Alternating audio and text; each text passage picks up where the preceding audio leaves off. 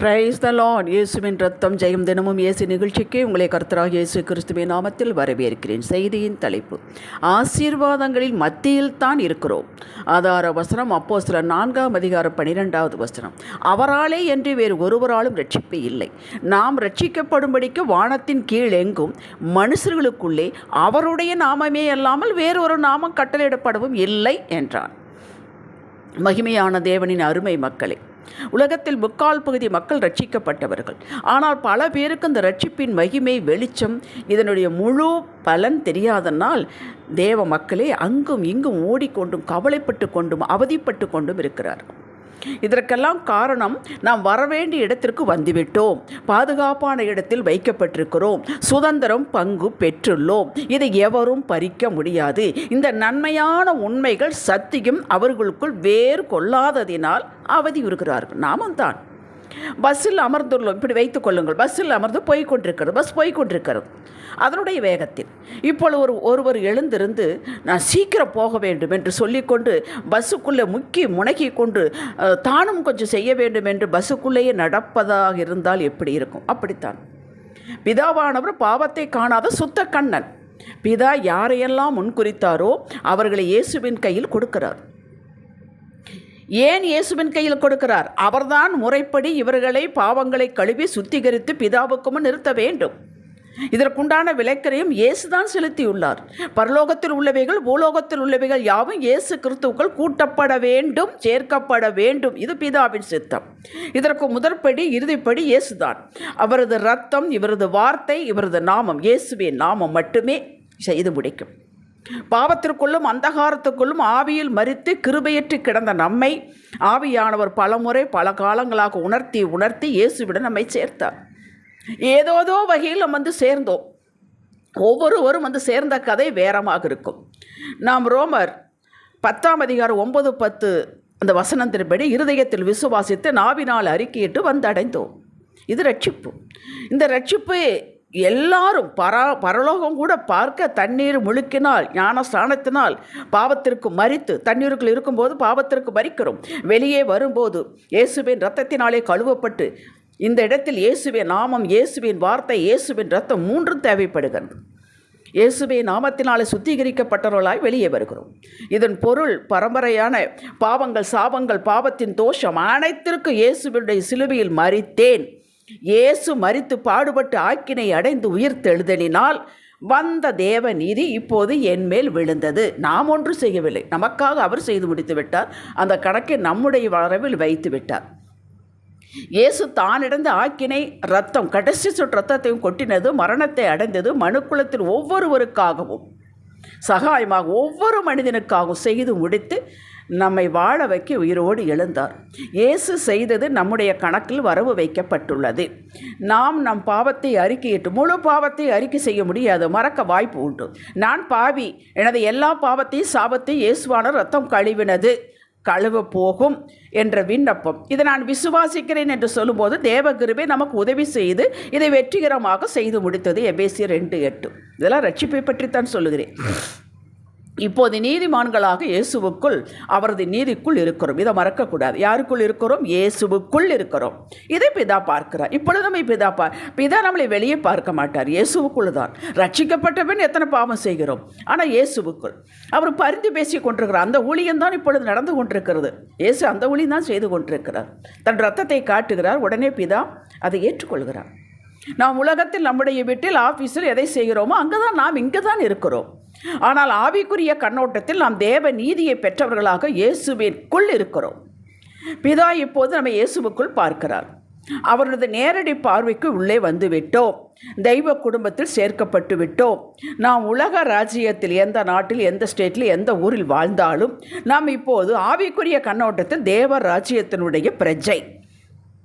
இந்த தேவராஜ்யம் நம்மை முழுமையாக பொறுப்பெடுத்துக் கொள்கிறது.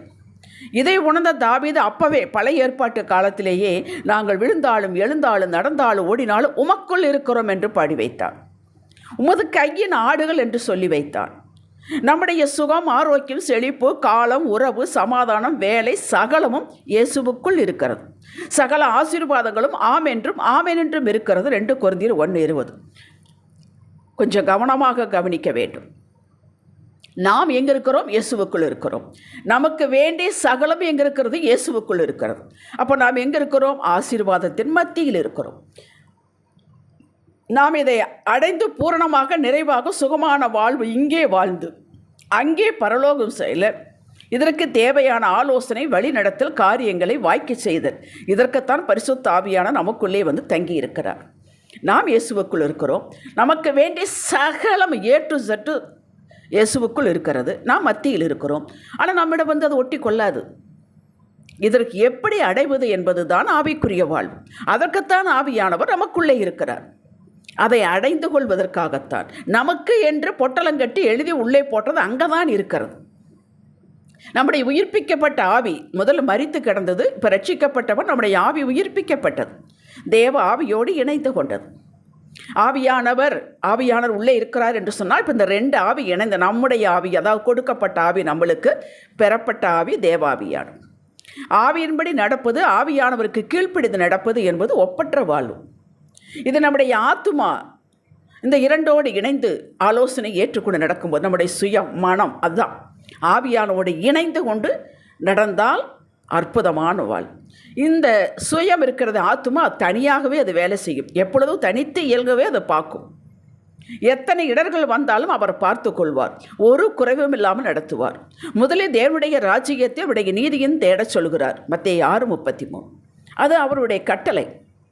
இதை தேடு, மற்றெல்லாம் உனக்கு தானாக வரும் என்கிறார். அதற்கு கீழ்ப்படுத்த நம்ம ஆத்துமா நடக்கும் பொழுது ஆட்டோமேட்டிக்காக எல்லாம் நடக்கும். இதை எது முதலில் செய்ய வேண்டும், எப்படி செய்ய வேண்டும், முழு மனதோடு கர்த்தருக்காக எதை செய்தாலும் செய்ய வேண்டும். அடுத்து என்ன என்பதை ஆவியானவர் கற்றுக் கொடுக்கிறார். கிருபையும் காலைதோறும் கொடுக்கிறார். எதற்காக? செய்து முடிக்க. அந்த கிருபைக்குள் அத்தனை பலன், ஞானம் எல்லாம் இருக்கிறது. நம்ம ஆத்துமா தன்னிச்சையாக செயல்படும் போது குழப்பம், கவலை, தடுமாற்றம் வருகிறது. ஏனென்றால் அதுக்குள்ளே கிருபை இல்லை. தன்னிச்சையாக செயல்படும்போது அதுக்கு என்ன ஆற்றல் இருக்குதோ அவ்வளவுதான் ஓடும். நம்மால் தனித்து எதையும் செய்யக்கூடாது, இயலாது. இது தேவ பிரமாணம். யோவான் 15:5. ஆவியானோர் இணைந்து செயல்படும் போது பிரச்சனை, இடர்கள் வரத்தான் செய்யும். அதை அவரிடம் தெரியப்படுத்தி கொண்டே நடந்தால் போதுமானது. பிலிப்பியர் 4:6-7. இயேசுவானவர், அவர் மூலம்தான் ரட்சிப்பு, பாதுகாப்பு, நித்திய ஜீவன் இருக்கிறது. இயேசுவுக்குள் தான் இருக்கிறது. அவர் நாமத்தின் மூலம்தான் நாம் பிதாவிடம் பேச முடியும், பெட்டிஷன் கொடுக்க முடியும். ஜெபிக்கிறோம் அல்லவா, கடைசியில் என்ன சொல்ல முடிக்கிறோம்? இயேசுவே நாமத்தில் பிதாவே.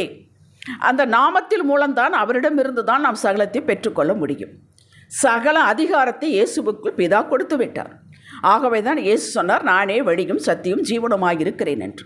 அன்று அவர் பூமியில் இருந்தபோது மக்களை தொட்டு சுகமாக்கினார், பார்வை கொடுத்தார், வார்த்தையினால் சொன்னார், எழுப்பினார். அவரை தொட்ட யாவரும் சொஸ்தமானார்கள். அவர் யாரையெல்லாம் தொட்டார்களோ சொஸ்தமானார்கள். சரி, இன்று என்ன செய்வது? அவரது வல்லமையை அவரது நாமத்தில் வைத்து விட்டார். பிலிப்பியர் 2:8-12 வரை வாசியுங்கள். எங்கெங்கோ நீங்கள் இருக்கிறீர்கள், நான் இங்கே சென்னையில் இருக்கிறேன். பிதாவே, இன்னார் இந்த தேசத்தில் சுகம் இல்லாமல் இருக்கிறார்கள், அங்கே சமாதானம் இல்லை, அங்கே செழிப்பு இல்லை, அங்கே நெருக்கப்படுகிறார்கள். உம்முடைய வார்த்தையின்படி நீ வாழ்ந்து சுகத்திருப்பாயாக என்று சொன்னீரே கர்த்தாவே, நீ வளமாயிருப்பாய் என்று சொன்னீரே அப்பா, சமாதானம் உன்னுடையது என்று சொன்னீரே அப்பா என்று நான் வார்த்தையை எடுத்து இந்த சுகம், இந்த சுகத்தின் ஆசீர்வாதம், இந்த சமாதானத்தின் ஆசீர்வாதம், இந்த செழிப்பின் ஆசீர்வாதம் அவர்கள் இப்போது அவர்கள் மீது இறங்குவதாக. இயேசுவே நாமத்தில் பிதாவே, ஆமேன் என்று நான் முடிக்கும்போது இயேசுவே நாமத்தின் வல்லமை அன்று அவர் தொட்டார் அல்லவா, இன்று அவர் இல்லை, மானிடமாக இல்லை. அந்த நாமத்தின் வல்லமை சுகத்தை, அப்படியே செழிப்பை, சமாதானத்தை யார் யாருக்கு நான் பேர் சொல்லி ஜெபித்தோனோ அவர்கள் மேல் இறங்குகிறது. ஏன் உடனே கிடைப்பதில்லை? இது தனிச்செய்தி. இப்படித்தான் எல்லா ஆசீர்வாதங்களும் நாம் இயேசுவே நாமத்தில் எடுத்துக்கொள்ளலாம். ஆவியானவர் கற்றுக் கொடுப்பார். ஆவியான துணை கொண்டு நடக்கும்போது மட்டும்தான் அவருக்குத்தான் தெரியும் இந்த ஆசீர்வாதத்தை எப்படி எடுத்து நம்ம கொடுப்பது என்றும். அதனால்தான் ஆவியானவருக்கு கீழ்ப்படியுங்கள் என்று சொல்வது. நாம் இயேசு கிறிஸ்துவின் மூலமாக தேவ பார்வை, தேவ ராஜ்யத்தில் இருக்கிறோம், ஆசீர்வாதத்தின் மத்தியில் இருக்கிறோம். இந்த சத்தியம் எந்த சந்தேகம் இல்லாமல் இருதயத்தில் பதித்து வைத்தால் சத்தியம் உங்களை எல்லாவற்றிலிருந்து விடுதலையாக்கும், வளமான சுகமான வாழ்வு கொடுக்கும், நித்தியத்திலும் சேர்க்கும். ஜெபிக்கலாம். தகப்பனே, சத்தியத்தை அறிந்து கொண்டோம். சத்தியம் எங்களை விடுதலையாக்கும். நாங்கள் விடுதலையோடு உம்மை ஆராதித்து வெற்றியின் பாதையை நடப்போம் என்று அறிக்கை செய்கிறோம். தினமும் நடப்போம். ஆவியானவர் வழி நடத்துவாராக. இயேசுவின் நாமத்தில் பிதாவே, ஆமென். இன்றைய சிந்தனைக்கு ஒவ்வொரு நாளும் எல்லாவற்றுக்கும் ஆவியானவருக்கு கீழ்ப்படிந்து நடப்பதே அடியான் தேவ சித்தத்தில் நிற்கிறேன் என்றும் சத்தியத்தின் நிலை நிற்கிறேன் என்பதாகும். ஆமென். ஹல்லேலூயா.